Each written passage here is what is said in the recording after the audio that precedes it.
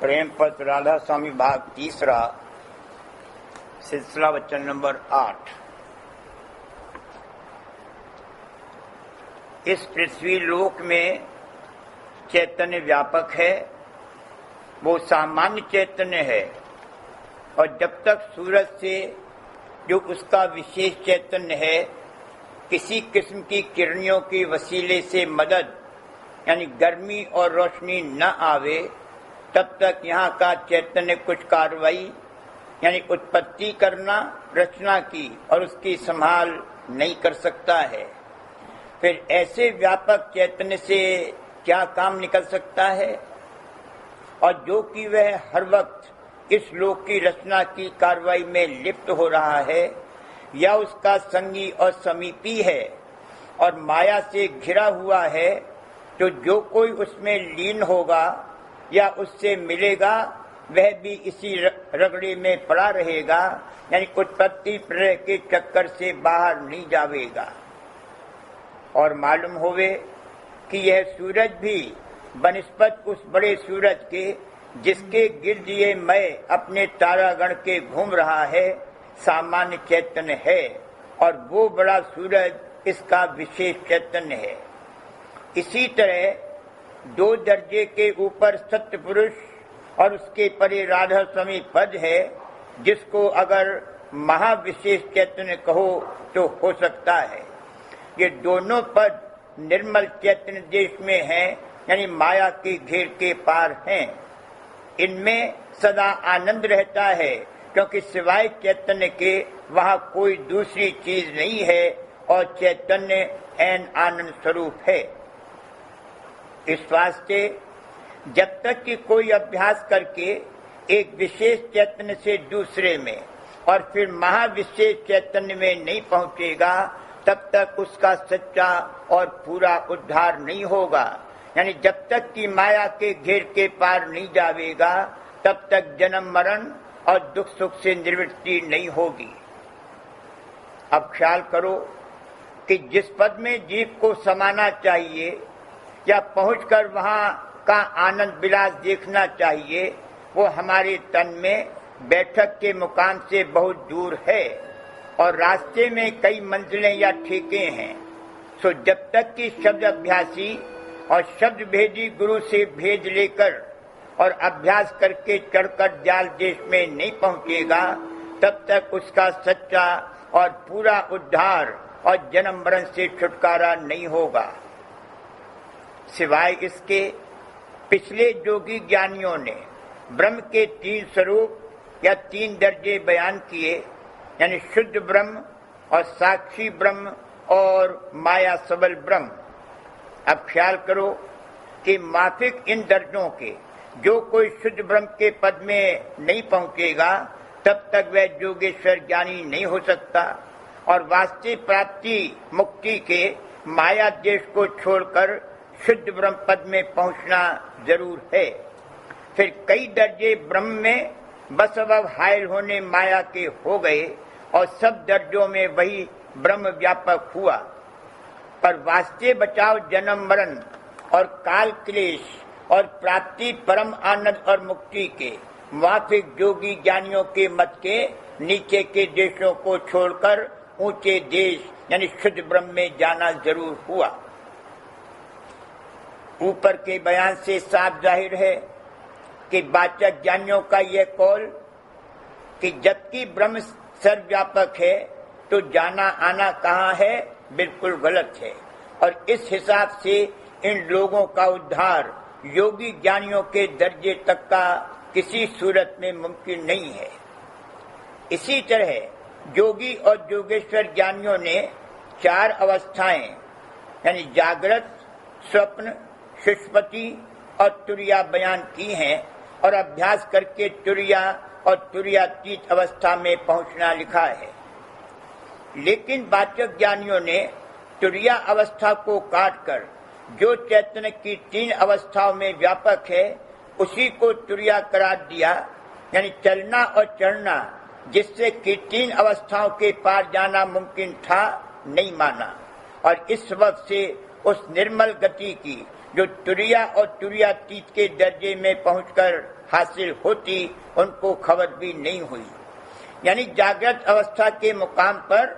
उनका बासा रहा और इस वास्ते मन और इंद्रियां उन पर गालिब रहे और उनका ज्ञान वाचक रहा। ये लोग सिद्धांत की बातें बनाते रहेंगे, पर बसव पड़े रहने मलिन माया के देश में इनकी हालत नहीं बदलेगी और सच्चा ब्रह्मानंद इनको कभी हासिल नहीं होगा। और एक भारी नुकसान की बात वाचक ज्ञानियों में ये है कि उपासना यानी भक्ति से विरोध रखते हैं और माया को मिथ्या कहकर कुल नाम रूप की रचना को नाशवान समझकर उसका निरादर करते हैं और हर चंद आप शरीर का व्यवहार जारी रखते हैं और मेले तमाशे और देशांतर की सैर वगैरह में हमेशा भ्रमते रहते हैं और ज्ञान की पोथियां पढ़ते और पढ़ाते रहते हैं और फिर इन सब कामों को भ्रम बताते हैं और कहते हैं कि जबकि सिवाय ब्रह्म के और कोई वस्तु नहीं है और हम आप वही ब्रह्म स्वरूप हैं, तो फिर उपासना किसकी करें और उपासना की क्या जरूरत है, जबकि सिवाय ब्रह्म के कोई दूजा असल में नहीं है। बल्कि बाजे ज्ञानी इस कदर बढ़कर बोलते हैं कि रचना असल में हुई नहीं और न मौजूद है और जो कुछ की हम देखते हैं और कहते सुनते हैं सब भ्रम है। और फिर बर्ताव में अपने शरीर, रूप और कुल संसार को सत्य देखते और समझते हैं। यह लोग सिर्फ भक्ति न करने के वास्ते ऐसी बातें कि जो उनके व्यवहार और बर्ताव के बिल्कुल खिलाफ है, यानी कुल रचना और कुल कार्रवाई को भ्रम समझना बताते हैं। नतीजा ऐसी बातों का ये होता है कि इन वाचक ज्ञानियों के हृदय से भय और भाव यानी अदब और खौफ और प्रेम गुरु और मालिक के चरणों का बिल्कुल जाता रहता है और यह लोग निर्भय होकर संसार में बरतते हैं, यानी मन और इंद्रियों के कहने में चलते हैं और अपने आप को ब्रह्म रूप मानकर समझते हैं कि किसी काम का असर उन पर नहीं पहुंचता। और जो गौर करके देखा जाए तो मालूम होता है कि इन लोगों की रहनी माफिक संसारी विद्यावानों के बल्कि अक्सर उनसे भी कम दर्जे की है, क्योंकि ये लोग धनवान और हुकूमतवान लोगों को हमेशा ढूंढते रहते हैं कि कोई उनका वचन माने और खातिरदारी करे और जब ऐसा मौका मिल जावे तब भोगों में बेतकल्लुफ बरतते हैं। अब गौर करने की बात है कि जो इन वाचक ज्ञानियों को थोड़ा भी आत्मानंद आया होता तो इनका बर्तावा ऐसा नहीं होता जैसा कि आमतौर पर देखने में आता है और जिसका थोड़ा सा हाल ऊपर लिखा गया। ये सब कसरें बसबब न करने उपासना या भक्ति के गुरु और मालिक के चरणों में पैदा होती हैं, यानी जो चार साधन कि मुमुक्षु को पेशतर पढ़ने ज्ञान के ग्रंथों के हासिल होने चाहिए, वे इन लोगों में नहीं पाए जाते, क्योंकि वे ईश्वर की दात है और बगैर उपासना किए और उपास्य से मिलने के वे प्राप्त नहीं हो सकते। और ये वाचक ज्ञानी नाम रूप को पहले ही मिथ्या समझकर भक्ति को उड़ा देते हैं और ईश्वर और गुरु दोनों की इनकी नजर में बेकदरी हो जाती है और यह लोग ब्रह्म को सर्वव्यापक मानकर कोई अंतरी अभ्यास चलने और चढ़ने का जिससे उनका संसारी स्वभाव और मन की हालत बदले नहीं करते। इस सबब से यह लोग सिर्फ सिद्धांत के वचन सुनकर और याद करके अहंकारी और बेपरवाह हो जाते हैं और अपनी कसरों पर जरा निगाह नहीं करते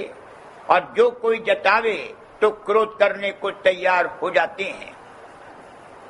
अब ख्याल करो कि इन वाचक ज्ञानियों ने किस कदर धोखा खाया और किस कदर गलती में पड़े हैं कि जिसके सबब से उनका भारी नुकसान हुआ, यानी ब्रह्म पद की प्राप्ति से महरूम रहे और बरखिलाफ उसके अपने आप को ब्रह्म रूप मानकर इस कदर अहंकारी हो गए कि अब जो कोई उनको उनकी गलती बतावे और सीधा और सच्चा रास्ता उद्धार का समझावे तो बिल्कुल नहीं सुनते और उल्टा समझाने वाले को भूला हुआ और भरमा हुआ ख्याल करके उससे क्रोध और विरोध करने को तैयार होते हैं, जिसके सबब से इनकी दुरुस्ती यानी उद्धार किसी तरह से मुमकिन नहीं है। मालूम होवे